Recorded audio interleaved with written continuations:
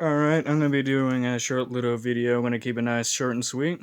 And a PC that I got for Christmas that currently has a Core 2 Quad Q9300, clocked at 2.5 gigahertz, with the NVIDIA GeForce GTX 460 at stock speed. Yeah, laugh if you want about that. And it currently has 4 gigabytes of DDR2 800 megahertz, and it has an Antec EarthWatts 500 watts power supply. But now, the thing I really want to showcase here is this big, massive fan here. Just let me grab some lighting.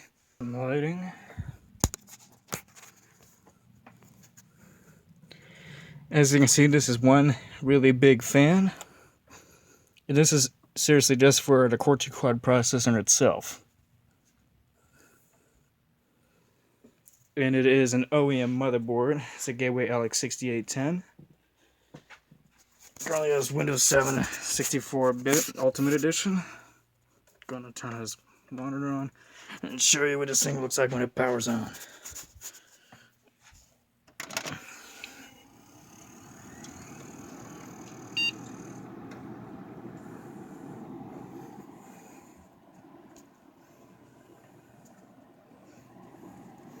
Yeah, and there's a fan attached here because it normally gets too hot in there.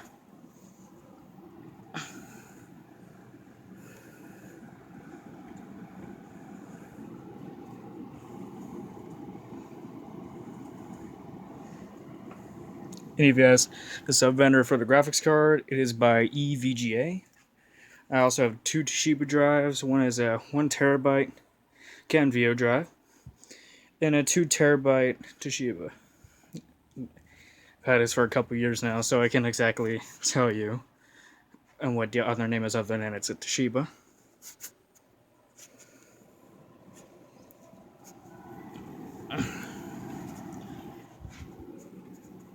And right here is the front panel. This is for all your media, where you can pause without having to need a remote or touching your mouse. Although I don't find that useful that much, considering the fact I'm primarily on a mouse and keyboard, so I don't really find a use for this. Has a media control center on it. That's exactly what it was. And yep, I just told you what that was. And laugh what you want. And don't ask about the piece, because I honestly don't know what happened to that. This was just a Christmas gift to me, so it works perfectly just fine other than that. Has a DVD-RW RAM and label flash disk drive, along with an expansion. It originally came with Windows Vista on it. Has a Dolby Digital home theater. That's its onboard sound card. It originally came with a GeForce GT 120, which is a 512 megabyte card, which now has a 460. It originally came with a Core 2 Quad Q8200 CPU, which is a 2.3, which now has a Q9300. And I plan on getting a QX9650, since I hear those CPUs are doing really well and they're not too much talked about. And apparently I see they do really well in a lot of benchmarking. Alright, let's get to the main part here. I'm going to get on my monitor here. I'm going to get on my PC and load up CPUs and GPUs. Don't mind the wallpapers like that when I got in. Yes, I know it does not exactly match, considering the fact. And sorry if I'm wobbling, this is a big tablet I'm using here.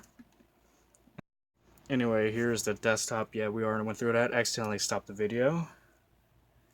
But anyway, I should get to the main point here and get started on CPUs. I do not have this at a desk at the moment because I do not have a desk exactly where I'm sitting.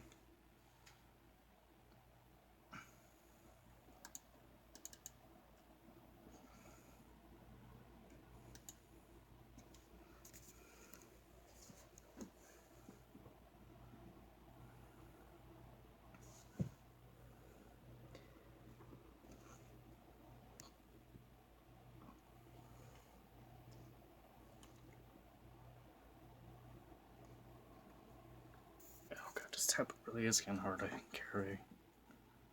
Alright, I shall load up the GPUs now, which is currently 0.8.6 on the version. I rarely recommend Tech PowerUp's GPUs, as it is a really great graphics card tool and also helps with your sensors. I will provide a link in the description to Tech PowerUp's site. So you currently have a GeForce GTX 460 in it, 1 gigabyte of video memory in it. The bandwidth is 115.2 gigabytes per second. It has GDDR5 memory, which is by Samsung. Honestly, I never knew they did Samsung memory because I never had a graphics card of this era until recently. Now, DirectX is what I don't understand. I know this only supports 11.0, but oddly, it's listing 12. In the bus interface, apparently saying PCIe 1.1 by 16, even though oddly, whenever I start up in the BIOS, currently tells me it has 2.0. Anyway, I would do a render test at G. And I keep hitting the wrong button on this because, let's just say, I do not like these touch controls on here because I keep accidentally hitting them and it's getting really agitating, but I shall continue anyway. Now I'll do a render test in windowed mode.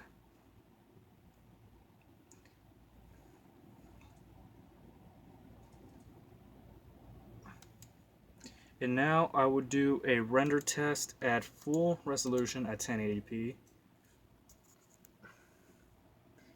Now just remember, this is all GPU stress. It has nothing to do with the processor. Part of it does, concerning the fact that's what it needs to run. And this is what I'm talking about. Down here, it tells me I'm running PCIe 2.0 by 16.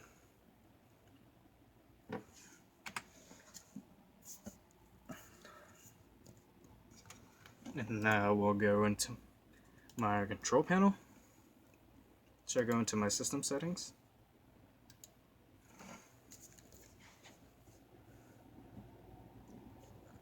It has a Core 2 Quad CPU Q9300, as I said before, Super 5 GHz. I only have 4 gigs in this PC right at the moment. I plan on getting some gaming grade RAM since it has stock RAM. And the manufacturer says Acer, which I have no why. Seriously, I do not know why it says that, considering the fact I'm running on a Gateway LX 6810.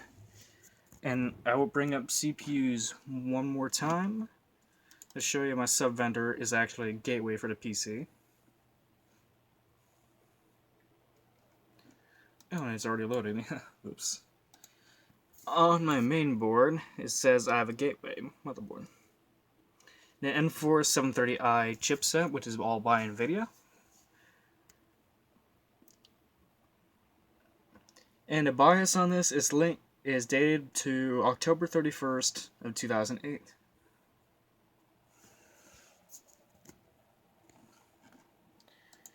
But now, set that all aside for right now.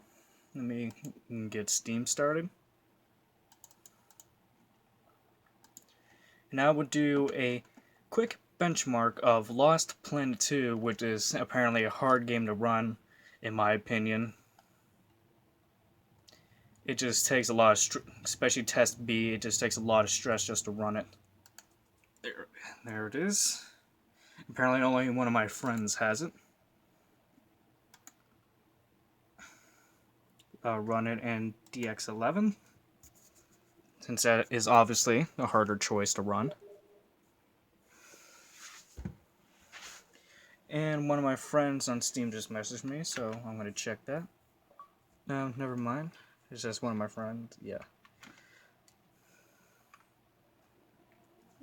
But as it loads up and etc. Yeah, I know, it's a little bit of mess down there. Yeah, I know. But yeah, the PC is actually pretty tall in itself when you actually see it in person.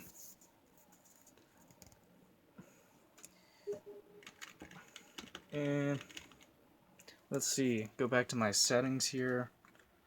I'm running on DX11 features. I currently have it set to high. Rendering levels on high. Anti-aliasing, I always keep that off unless if I know I can keep that at 60 frames per second, which is this is not the case. And I will run at a nice smooth 1920 by 1080 res, and dude, still messaging me. I would do benchmark test B on a Core 2 Quad Q9300. Now keep in mind this is at stock speed, so it's not overclocked. Yeah, sorry, you guys probably can't see it like that. So I just keep it at this angle.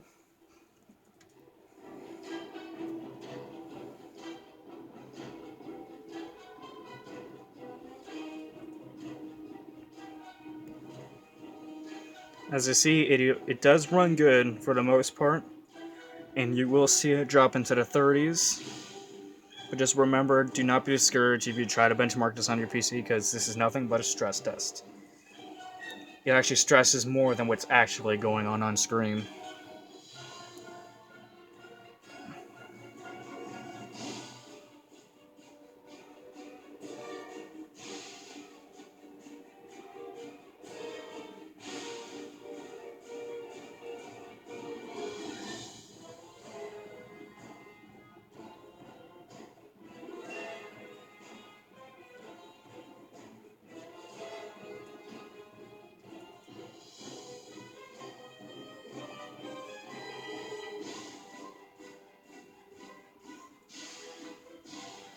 So if you ask about that symbol and below down there, that is the Stargate SG-1 logo.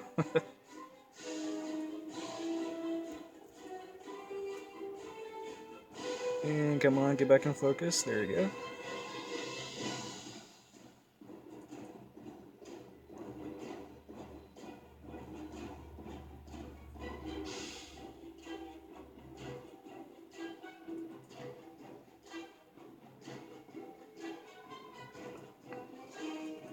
But yes, I am aware that I can overclock my graphics card if I really, really wanted to. I mean, honestly, I really wish I could, but the problem is, I just do not feel safe overclocking anything of mine, because I just feel like it's going to break if I do. Considering the fact I'm running on standard cooling, pretty much standard everything. And sorry for shakiness, it's just a problem with me, I just cannot keep still. And I finished with an average of a 41.1 frames per second and got a B on my score.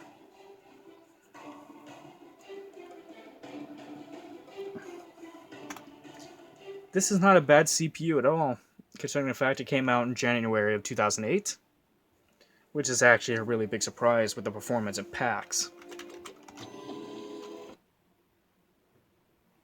But as my friend told me, there definitely will be time, definitely good 8 to 15 years. My friend Chris told me about that. You can find him on Steam if you'd like, but I don't think you want to add him, because I don't think he wants me giving his name out, so I'm not going to. But yeah, I'll go back here and show off what this CPU cooler looks like. This thing is massive.